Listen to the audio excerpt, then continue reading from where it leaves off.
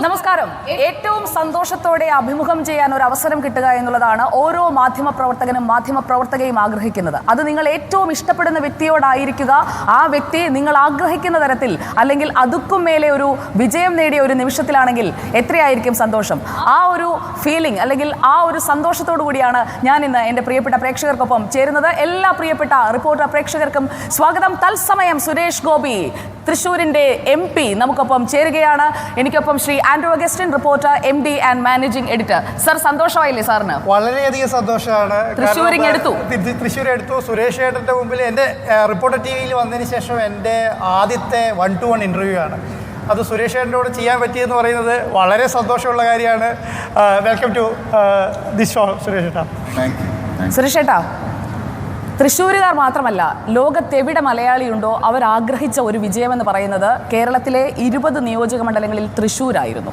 ആ സന്തോഷം ലോകത്തിൻ്റെ വിവിധ ഭാഗങ്ങളിൽ നിന്നും ഈ വോട്ടെണ്ണൽ നടന്നുകൊണ്ടിരിക്കുന്ന വേളയിൽ, അങ്ങയുടെ ലീഡ് ഉയരുന്ന വേളയിൽ, അവസാനം വിജയത്തിലേക്ക് 70,000 കടന്ന് അങ്ങ് ആ വിജയ മൊമെന്റിലേക്ക് എത്തുമ്പോഴും ആ സന്തോഷം ലോകത്തിൻ്റെ പല കോണുകളിൽ നിന്നും അങ്ങേക്ക് നേരിട്ട് അനുഭവപ്പെട്ടുണ്ടാവും. ആ ഒരു വാക്കിനോട് ആഗ്രഹിച്ച ലോകം മുഴുവൻ ആഗ്രഹിച്ചു എന്ന് പറയുന്നതിനോട് ചേർത്ത് ലോകം മുഴുവൻ പ്രാർത്ഥിച്ചു. അപ്പോൾ പ്രാർത്ഥനയുടെ ഫലം എന്ന് പറയുന്നത് അവരുടെ അവകാശമായിരുന്നു. അപ്പോൾ ഈ വിജയം, ആ വിജയത്തിലെ തന്നെ തിളക്കം, ഇങ്ങനെ ഓരോ 10,000 കടക്കുമ്പോഴുമുള്ള അവകാശ നേട്ടം എന്ന് പറയുന്നത് ആദ്യം പ്രതിഫലിച്ചത് അവരുടെ വികാരങ്ങളിലും അവരുടെ ഹൃദയങ്ങളിലും അവരുടെ തിരിച്ചെന്നോട് പല വഴിയെ എത്താൻ സാധിച്ച ആൾക്കാർ പകർന്നു നൽകിയ ഹൃദയവായ്പകളാണ്. എനിക്ക് സത്യത്തിൽ എൻ്റെ ത്രില്ല് അത് തന്നെയാണ്. അങ്ങനെ ഒരു ബ്ലാസ്ഫമി പാടില്ല എന്ന് തന്നെയാണ് ഞാൻ വിചാരിക്കുന്നത്. നമുക്ക് ദൈവത്തിൻ്റെ തീരുമാനങ്ങളെയും ദൈവത്തിൻ്റെ നൽകലുകളെയും നമ്മൾ അങ്ങനെ ചോദ്യം ചെയ്യാൻ പാടില്ല. ഞാനിത് പ്രതീക്ഷിച്ചിരുന്നു എന്ന് മാത്രം പറഞ്ഞ് നിർത്താം. ഞാനിത് കണ്ടിരുന്നു എന്ന് പറയുന്നത് ബ്ലാസ്ഫമി ആയിപ്പോകും.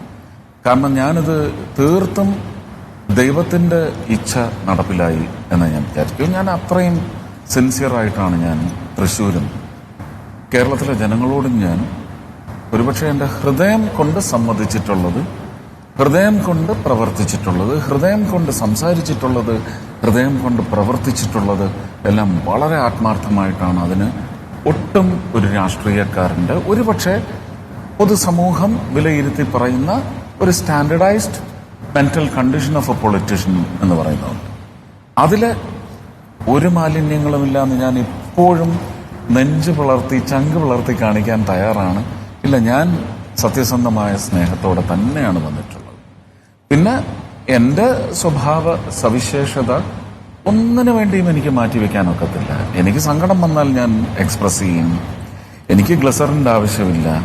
എനിക്ക് അങ്ങനെ ഒരു മുഹൂർത്തം വന്നാൽ ഞാൻ കരയും, ചിലപ്പം വിങ്ങിക്കരയും.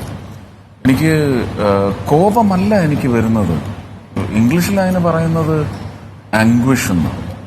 Anguish is propagated or it is catapulted by emotion. ഇപ്പൊ കരുവന്നൂർ എന്ന് പറയുന്നത് എനിക്ക് ആംഗ്വിഷാണ്. ആംഗ്വിഷിന് എന്താ പറയുന്നത്? ക്രോധമോ? ആംഗ്വിഷ് ഒരു ഇമോഷണൽ ഔട്ട്ബേഴ്സ്റ്റ് ആണ്. നിങ്ങൾ കണ്ടിട്ടുള്ള എൻ്റെ ക്രോധത്തിലോ കോപത്തിലോ അത് മാത്രമേ നിങ്ങൾ കണ്ടിട്ടുള്ളൂ. It was only not anchor but anguish. അതിനിയും ഉണ്ടാവും.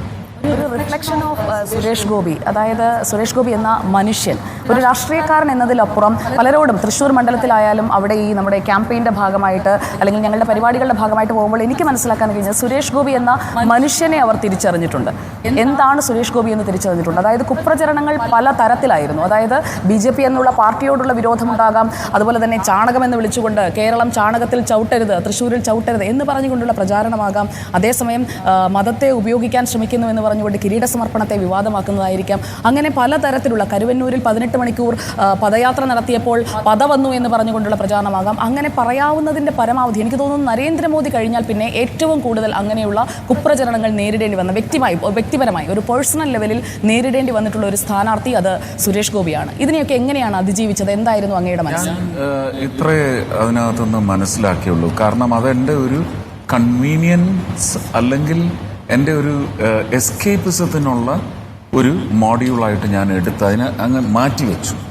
അതായത് അങ്ങനെ ഉള്ള കൂരമ്പുകൾ, വിഷയമ്പുകൾ എനിക്ക് നേരെ എയ്യേണ്ടത് അവർക്ക് ഒരുപക്ഷെ കാലിനടിയിലെ മണ്ണ് നഷ്ടപ്പെടുന്നു എന്ന് പറയുന്ന അവസ്ഥയിൽ നിന്ന് മുന്നോട്ടുയരാൻ അവർക്കത് ചെയ്തേ മതിയാവൂ. It is their political vicious intent. അങ്ങനെ ഞാൻ അങ്ങനെ ട്രാൻസാക്ട് ചെയ്തു. അപ്പോൾ പിന്നെ എനിക്ക് വിഷമമില്ല. അവർക്കിതില്ലാതെ ജീവിക്കാനൊക്കത്തില്ല, ജീവിച്ചോട്ടെ, തീർന്നു. ഞാനത് മൈൻഡ് ചെയ്തില്ല.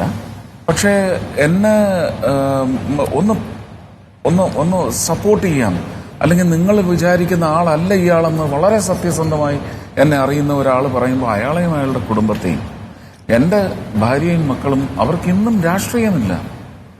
ഒരച്ഛനോട് മക്കളെങ്ങനെ ചായ്ഞ്ഞു നിൽക്കണം, ഒരു ഭർത്താവിന് എങ്ങനെ സംരക്ഷിച്ചു നിൽക്കണം, ഭർത്താവിൻ്റെ ഒരു ഹാർട്ടിൻ്റെ അവസ്ഥയെന്ന് പറയുന്നത് ഭാര്യയ്ക്കാണ് അറിയാവുന്നത്. ഒരു ചെറിയ വിങ്ങൽ വന്നാൽ വരുന്നതിന് മുമ്പ് അവളതറിയും. ആ വിങ്ങൽ ഉണ്ടാവാതിരിക്കാനുള്ള ശ്രമം അവൾക്കുണ്ടാവും.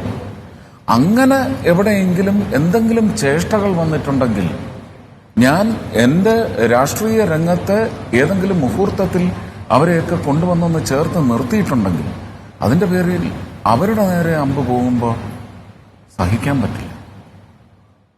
അപ്പം നമുക്ക് ഭദ്രകാളിയാവാൻ തോന്നും. ഇതെല്ലാം ഉണ്ടാവും. എന്നെ എന്തുവേണേ പറഞ്ഞു, എന്നെ പറഞ്ഞതെല്ലാം സത്യത്തിൽ എനിക്ക് ഈശ്വരാനുഗ്രഹമായി മാറി. കേരളത്തിലെ ജനങ്ങൾ സത്യം മനസ്സിലാക്കി. എനിക്ക് നേരെ ഒരു അമ്പ് വന്ന് എൻ്റെ ദേഹത്ത് തറയ്ക്കുന്നതിന് മുമ്പ് അവരതിൻ്റെ മുനയൊഴിച്ചു എന്ന് പറയുന്നത്, എനിക്കിതിൽ പകരം ഈശ്വരാനുഗ്രഹം വേറെ എന്ത് വേണം? എന്തൊക്കെയാണ് നിങ്ങൾ കഴിഞ്ഞ ഒരു വർഷത്തിനിടയ്ക്ക് കണ്ടത്? അതെ, ഒരുപാട് കാര്യങ്ങൾ ഇല്ലേ, ഒരുപാട് കേസ് വരെയായി. ആ കേസിന്റെ സമയത്തുമൊക്കെ വ്യക്തിപരമായി വേട്ടയാടിയായിരുന്നു. അപ്പോഴും നമ്മൾ സംസാരിക്കുമ്പോഴായാലും എനിക്കറിയാവുന്ന സുരേഷ് ഏട്ടൻ അതല്ല എന്ന് പറയുമ്പോൾ എൻ്റെ സഹപ്രവർത്തകർക്ക് പോലും അത് വിശ്വാസമായിരുന്നില്ല എന്നുള്ളത് ഞാൻ അഡ്മിറ്റ് ചെയ്യുകയാണ്. തീർച്ചയായിട്ടും ഒരു പരിധി